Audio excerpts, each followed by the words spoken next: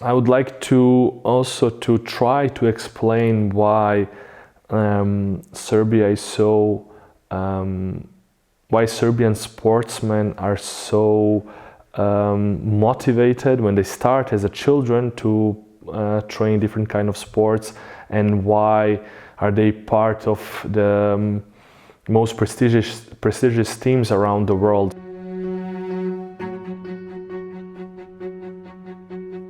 If we go back and if we analyze a little bit the results that Serbian national teams were doing in different sports, like basketball, for example. Nowadays there are a couple of Serbian national team players who play in NBA league.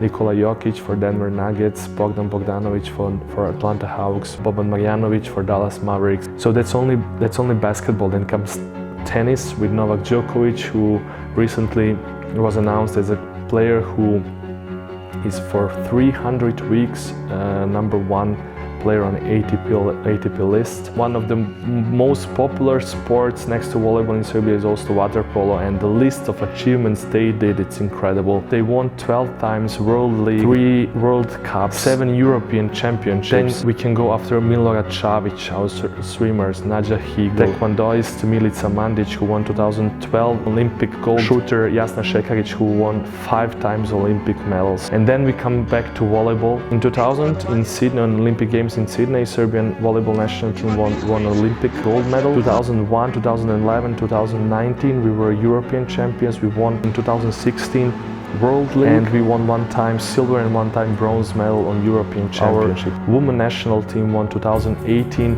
World Championship, 3 times 2011, 2017, 2019 European Championships, Olympic silver medal in 2016. Why I took your time and I told you all those achievements?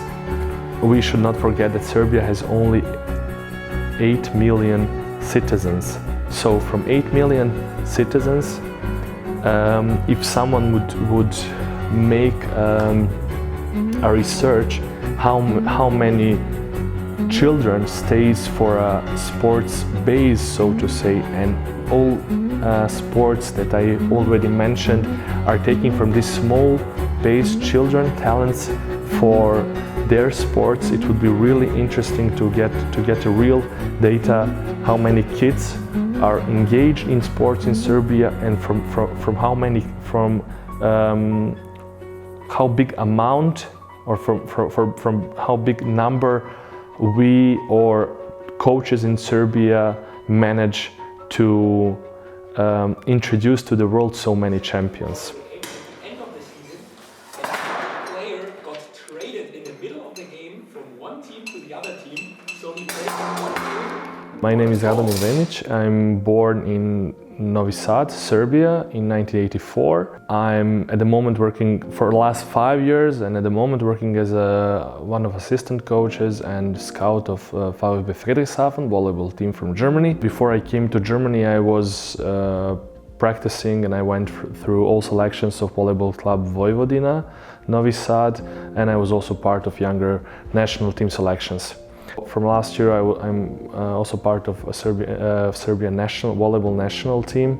One of 2 scouts who were there with the Serbian national team on the last European Championship 2000 in Paris, France, where Serbian national team won a gold medal. My volleyball story starts in the age of 13, where I started practicing volleyball in one primary school in Serbia, in my hometown Novi Sad. One day, I remember very good in 5th class, a professor of sports, Mocko Stevan, came to our class and say, okay, all the guys, please stand up. We stood up, and he said, okay, from tomorrow, you, and you, the tallest one, you will train volleyball. So that's how I started training volleyball.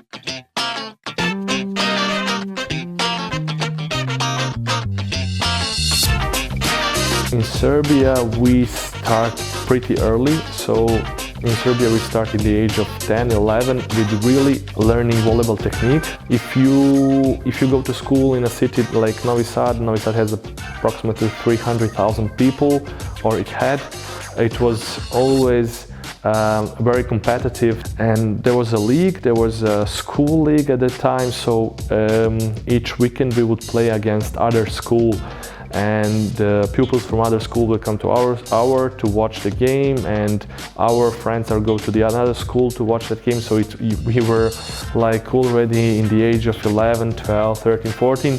Like I cannot say stars, but people would recognize you and say he's playing volleyball. We watch him, he will be good, and so on. So it was really interesting. It was really competitive at that time, having 4 or 5 different schools in Novi Sad.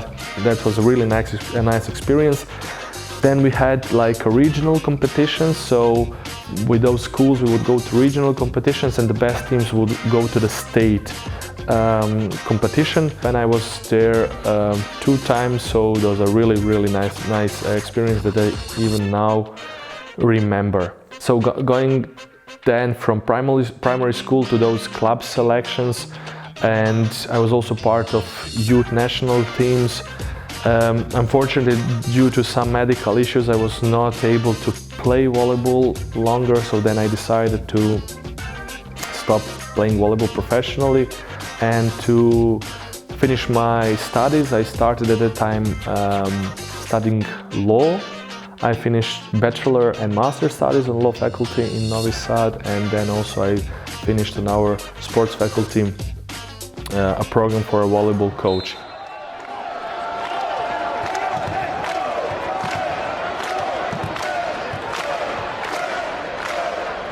Serving 24. Eschenberg off the block, kept alive by Humler. Shui goes middle to Gassman. Off the block, kept up by Eschenberg. They go back row, Gardini. Good up there by Rado. Here's Cowell, tries to push it deep. Gabi got a hand on it. Little scramble play for BYU. Eschenberg gets it through the block and down. How? According to information that I have, there are also kids who are interested in playing and studying in United States.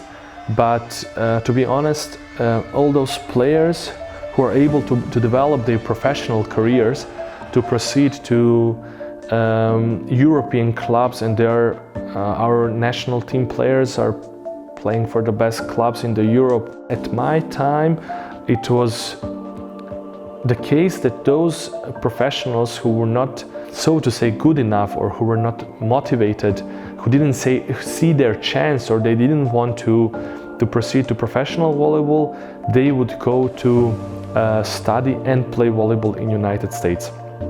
I think there is a still lack of information, and maybe the things will change, but it's also very common that national selections are following mostly volleyball in Europe, that our players play in European clubs. So if someone wants really to develop his career, it was case till now that the best professionals or the best volleyball athletes would try to find their place in most prestigious European volleyball clubs. I have also a colleague, Milan Žaković, who is one of coaches on Hawaii University, who was also coaching younger national team selections in Serbia. So there's a connection with United States, but by till now there are a lot of girls who in the last couple of years are interested to go to study, because on one hand they can get a good education, and on the other hand they can play also volleyball on higher level. I think that a bigger promotion of possibilities in the United States on different college would be for sure good if the kids would be able to get more information. First of all, if you achieve something with the national team, the whole country will know.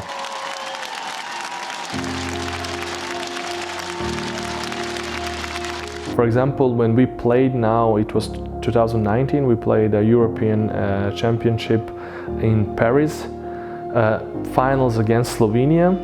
We got the information that more than, I think, 1.2 or 1.3 million spectators watch our final game against Slovenia, final game of European Championship, and it was the similar number of spectators who watched final of Football World Championship a couple of years before. So volleyball is a famous sport due to results that national teams are making. It's not only that you achieve something big for you that will make you path in your career. No, your families are also thrilled because people are coming to them in the streets. They're, for example, my friends of mine father called my father and congratulate him because they were able to hear a couple of times that Radomir Vemic, his son, is also part of the national team, because my name was mentioned a couple of times because I was the newest member of the national team. It's not only that the sportsmen in Serbia achieve something personally for them, but their families are also acknowledged as they did something great for the country.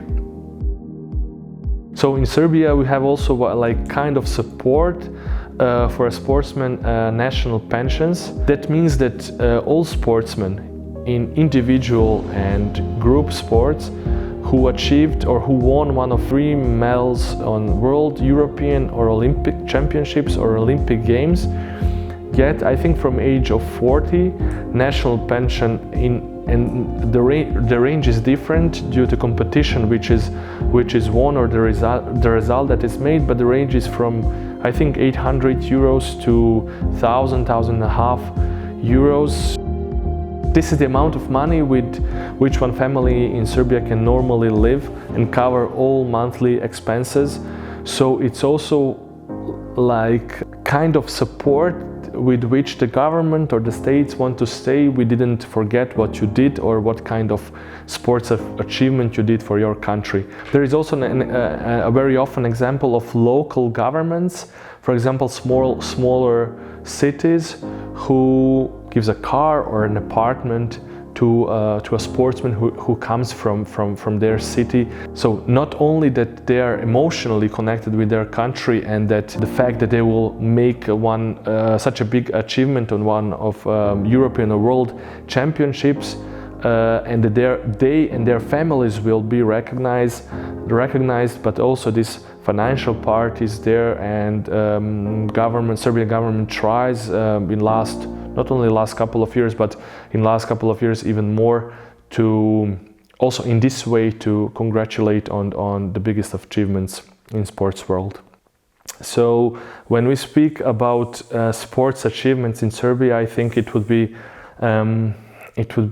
interesting to emphasize, or basically to say it's my theory what something like this happens and why our sportsmen are so successful.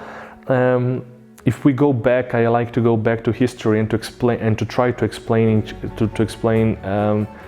that kind of motivation that Serbian sportsmen have to the things that were happening to our nation during the recent couple of centuries. So Serbia, if you know, or if you don't know, you can easily check. It's situated in southeast part of Europe, between, and it was always connecting Asia with Europe. So 2 different cultures, 2 different religions. So we were all very often, unfortunately, on the battlefield, so to say. So for centuries, our nation was fighting for freedom. So I think, and for me, the easiest way to explain what's happening today and why we are so successful in sports is that we changed battlefield for different sports fields, and getting raised in Serbia and playing different kind of sports really every day in a backyard, in our building, losing was actually not an option. And I think that our ancestors, like they were fighting for much bigger things, left that somewhere in our personalities, and that's why when we speak also about sports and about different competitions in the world, we take it really serious. Through the history, we will so to say learn that we have to fight and that we have to take it seriously, because our ancestors, if they would lose their freedom. Today we are not accepting losing on sports field.